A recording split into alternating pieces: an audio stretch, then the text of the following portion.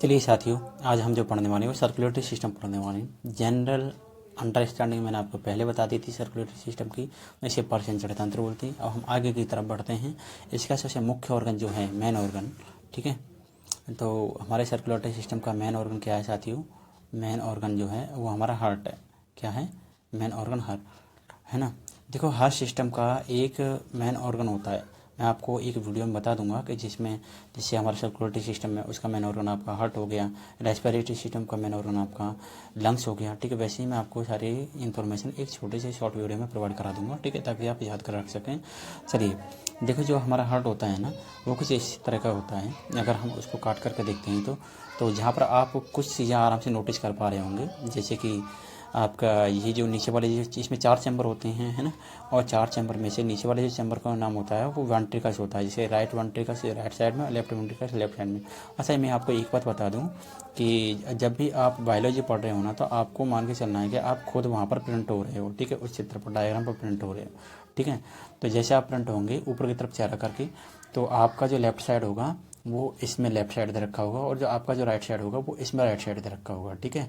लेकिन जैसे ही आप अदर कोई सब्जेक्ट पढ़ते हैं, फिजिक्स हो गया, है ना, मैथमेटिक्स हो गया, तो वहाँ पर आपको खुद प्रिंट होने की ज़रूरत नहीं पड़ती है। वहाँ पर आपको ठीक वैसे ही बैठा रहना पड़ता है, जैसे आपके सामने बुक रखी हुई है। तो ठीक है, इसी तरह से आपको बैठ करके आपको अंदाज़ा लगाना है कि अगर आपका राइट साइड है तो वो उसका राइट साइड होगा, और अगर आपका लेफ्ट साइड है तो वो उसका लेफ्ट साइड होगा, राइट। तो now try to understand next topic. तो देखिए, हमारे जो हार्ट में 4 चैम्बर होते हैं, और ये ब्लू कलर जहाँ पर भी दिखाई जाएगा ना, आगे जितने भी डायग्राम आएंगे वहाँ पर समझ लेना कार्बन डाइऑक्साइड वाला रुधिर दिखाया गया है ना।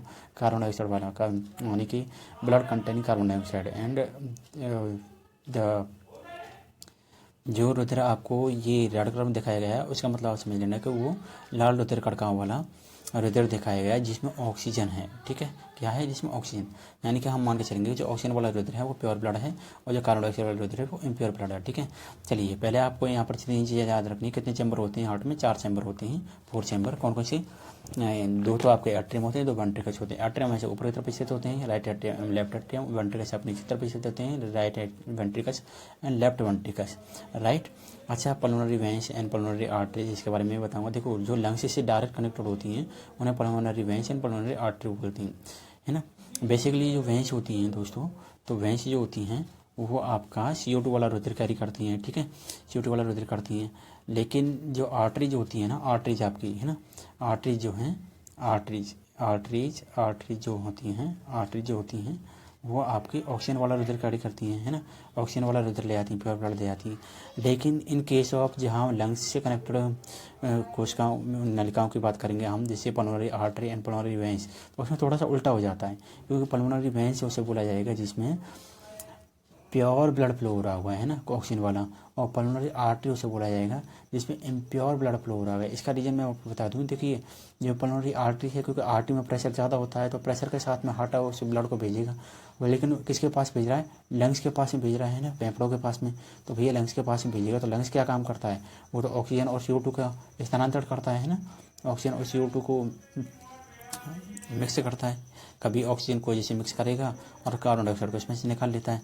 तो भाई, जब हार्ट के पास में, हार्ट जो है अपने लंग्स के पास में ब्लड को भेज रहा है, तो उसको किस लिए भेज रहा होगा? उसे प्योर कराने के लिए। तो इसलिए जो पल्मोनरी आर्टरी है उसमें इम्प्योर ब्लड फ्लो होता है। इम्प्योर इसलिए क्योंकि वो प्योर होने के लिए लंग्स की तरफ जा रहा है ना। और आर्टरी इसलिए आर्टरी के द्वारा क्यों भेजा जा रहा है? क्योंकि उसे अधिक प्रेशर के साथ में भेजा जा रहा है, इसलिए इसे आर्टरी बोलते हैं। इसे आपको याद रखना है, एक्सेप्शन है pulmonary artery and pulmonary veins, ठीक। वैसे वेंस मान लीजिए, वेंस जो होती है ना, वो रुधिर को धीरे धीरे करके लाने का काम करती है। और जब हार्ट से लंग्स से जब रुधिर को हार्ट की तरफ लाया जाएगा, तो किससे के थ्रू लाया जाएगा? वेंस के थ्रू लाया जाएगा, है ना। बट इस वाली वेंस में आपको प्योर ब्लड देखने को मिलेगा, क्योंकि वो कहाँ से आ रहा है? लंग्स की तरफ से आ रहा है, और लंग्स जो क्या करता है, वो ऑक्सीजन मिक्स करके भेज रहा है उस ब्लड में, ठीक है। तो ऑक्सीजन मिक्स करके भेज रहा है, तो इसलिए तो हम उसे प्योर ब्लड बोल रहे हैं, ठीक है। तो इसलिए पल्मोनरी वेंस में कौन सा ब्लड फ्लो होता है? प्योर ब्लड, ऑक्सीजन वाला, है ना, जिसे आप बोल सकते हैं ऑक्सीजनेटेड ब्लड, ठीक है। और पल्मोनरी आर्टरी में कौन सा ब्लड फ्लो होता है? डीऑक्सीजनेटेड ब्लड फ्लो होता है, ठीक है साथियों। अब हम आगे की तरफ बढ़ते हैं, लेकिन 2 चीज़ें आपको ध्यान रखनी है कि हमारे हार्ट में एक तो 4 चैम्बर होती हैं। ऊपर वाले चैम्बर्स को हम एट्रियम बोलते हैं, लेफ्ट एट्रियम, राइट एट्रियम। नीचे वाले चैम्बर्स को हम वेंट्रिकल्स बोलते हैं, right ventricles, left ventricles, ventricles हमेशा पोर्स के साथ में ब्लड को भेजने का काम करते हैं, और ये जो एट्रियम है हमेशा ब्लड को लेने का काम करते हैं। जैसे यहाँ से बॉडी से, अगर आपको याद रखना है तो देखो ट्रिक से आप आसानी से याद रख सकते हैं। आगे चलते हैं, ठीक है। तो चलिए साथियों, देखिए आर्टरीज और वेंस जो होती हैं ना, वो कुछ इस तरह की दिखाई जाती हैं। जो आर्टरीज होती हैं ना, वो आपके रेड कलर की होती हैं, और जो वेंस होती हैं वो आपकी ब्लू कलर में दिखाई जाती हैं। और आपको एक और बात बता दूं, जो आर्टरीज होती हैं वो हमारी बॉडी के अंदर डीप सीटेड होती हैं, अंदर की तरफ गहराई में पाई जाती हैं। और जो वेंस होती हैं जो हमारे बाहर की तरफ पाई जाती हैं। ठीक है, वैसे ही होता है ना कि जो कोई सामान अपना स्टोर रूम कहाँ रखेगा, अच्छा वाला सामान तो घर के अंदर रखेगा, है ना, और जो ख़राब वाला सामान होगा ना उसे बाहर ही उसका स्टोर रूम बना देगा ताकि कबाड़े में उसको दिया जा सके। तो आपकी वेंस हैं वो बाहर की तरफ होती हैं। ये भी ठीक है, वैसी होती है कि डॉक्टर भी अगर इंजेक्शन लगाए ना, लाओ भैया ठूसो इसमें, वेंस में ठूसो इंजेक्शन, क्योंकि इसमें पहले से इम्प्योर ब्लड फ्लो हो रहा है, आप इसमें इंजेक्शन ठूस दो वो काम कर जाएगा आराम से धीरे धीरे, है ना। देखो एक और बात क्या होती है कि जो वेंस होती है ना, ये बाहर की तरफ होती है, जो आपकी बॉडी में बाहर की तरफ दिखाई देती है ना जो, ठीक है, तो नसें जो होती हैं वो आपकी वेंस होती हैं, और जो आर्टरीज होती हैं ना बॉडी के अंदर की तरफ होती हैं। अब भाई इसके अंदर तो आप नहीं ठूस सकते इंजेक्शन, ठीक है। और दूसरी बात क्या है कि इसकी जो पाइप है ना, ये वाला आप देख पा रहे हो, जैसे आपको घर में अधिक प्रेशर वाला जो पानी है उसको कैरी करने के लिए कौन सा पाइप लगाएंगे, मजबूत वाला पाइप लगाएंगे। मजबूत वाला पाइप कैसा हो, कौन सा होगा, जिसकी मोटाई ज़्यादा होगी, है ना, जो मेन जिसका छोटा होगा और अधिक प्रेशर पे जो सहन कर सकेगा।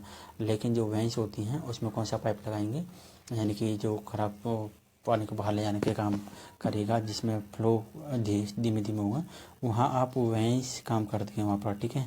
जो उस पाइप को बोलते हैं हल्का वाला पाइप, ठीक है, और ये आपको बॉडी के बाहर की तरफ होता है, ठीक है दोस्तों। चलिए अब देखो एक चीज़ आपको ध्यान रखनी है, ठीक है, जो वेंस होती हैं वो थोड़े ब्लू या वायलेट कलर की होती हैं, और जो आर्टरीज होती हैं वो रेड कलर की होती हैं, है ना। आर्टरी और वेंस का डिफरेंस मैं आपको क्लियर कर दूंगा, चलो इसे, ठीक है। हम आगे चलते हैं।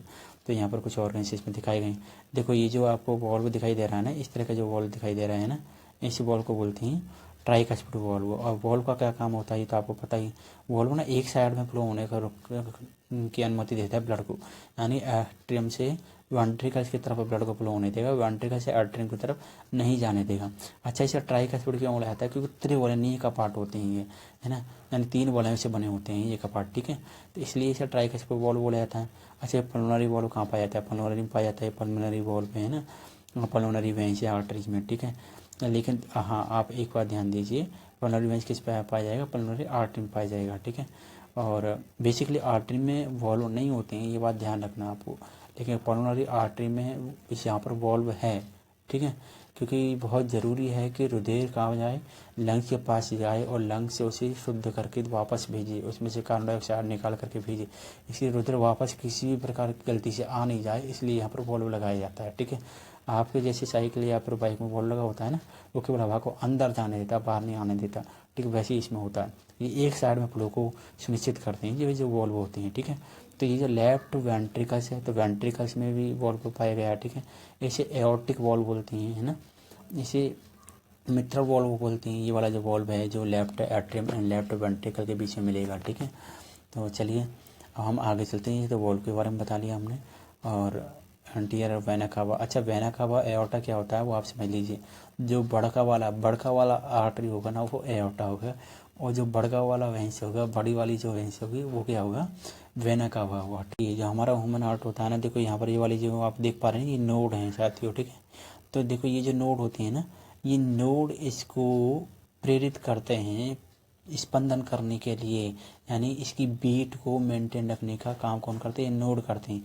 और ऊपर वाले नोड को बोला जाता है ऐसे नोड, और नीचे वाले नोड को बोला जाता है ए बी नोड, ठीक है, ए बी नोड बोलते हैं। तो ये नोड इनको ऑपरेट करते हैं इस हार्ट को, कि आप भैया बीट करो, अगर आप बीट नहीं करोगे तो ये इंसान बीट कर जाएगा इस धरती से, ठीक है।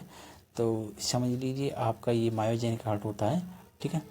और अच्छा, आपको एक और बात बता दूं, न्यूरोजेनिक हार्ट कौन सा होता है। देखो मायोजेनिक हार्ट जो होता है ना वो ज़्यादातर वर्टिब्रेट्स में पाया जाता है ना, और न्यूरोजेनिक हार्ट जो होता है वो इनवर्टिब्रेट्स में पाया जाता है, ठीक है। जैसे कि अगर आप स्कॉर्पियन का एग्जाम्पल लेंगे, स्कॉर्पियन जो बिच्छू होता है उसमें न्यूरोजेनिक हार्ट होता है। और देखो मायोजेनिक हार्ट की एक खासियत क्या होती है, अगर इस हार्ट को मांसपेशियों से अलग निकाल दिया जाता है ना, तब भी ये धड़कता रहता है। लेकिन जैसे आपने देखा हो ना, जैसे सर्जन जो होते हैं हार्ट सर्जन, तो वो हार्ट को बाहर में निकाल लेते हैं तब भी वो धड़कता रहता है, ठीक है। तो इसी होता है मायोजेनिक हार्ट, है ना। तो इसका खासियत समझ लेना, क्योंकि मायोजेनिक की एक और खासियत ये होती है कि कोई नोड के द्वारा ही संचालित किया जाता है, ना कि न्यूरॉन्स के द्वारा। ठीक है, तो चलिए हम आगे बढ़ते हैं। मायोजेनिक हार्ट होता है ह्यूमन हार्ट, तो आप याद रखना है ना। चलो आगे बढ़ते हैं। तो देखिए साथी, ये नेक्स्ट डायग्राम में आपके सामने, तो ये राइट एट्रियम, ये लेफ्ट एट्रियम, यहाँ पर वो चीज़ दिखाई गई जो मैं आपको दिखाने वाला था।